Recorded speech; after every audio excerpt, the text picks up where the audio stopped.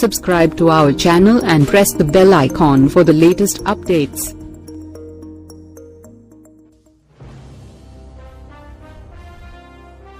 తెలుగు ఇండస్ట్రీలో స్టార్ హీరోగా మంచి ఫామ్లో ఉన్న మెగాస్టార్ చిరంజీవి ప్రజారాజ్యం పార్టీ స్థాపించి రాజకీయాల్లోకి వెళ్లారు.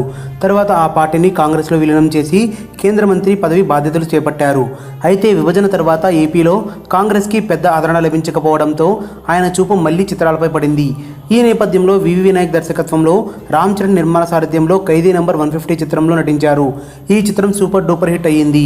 అంతేకాదు చిరంజీవికి ఇది 150వ చిత్రం కావడం మరో విశేషం.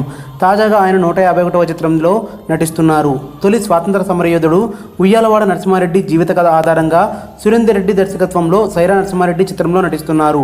ప్రస్తుతం ఈ చిత్రం షూటింగ్ శరవేగంగా జరుగుతోంది.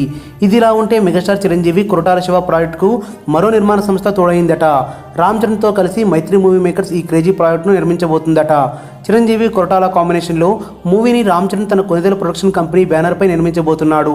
కొరటాల శివతో శ్రీమంతుడు, జనతా గ్యారేజ్ వంటి చిత్రాలను నిర్మించిన మైత్రి సంస్థ చరణ్తోనూ రంగస్థలం వంటి బ్లాక్ బస్టర్. అందుకే రామ్ చరణ్ కొరటాలతో మంచి అనుబంధం ఉన్న ఈ నిర్మాణ సంస్థ చిరంజీవి ప్రాజెక్టుకు కో ప్రొడ్యూసర్గా వ్యవహరించనుందట.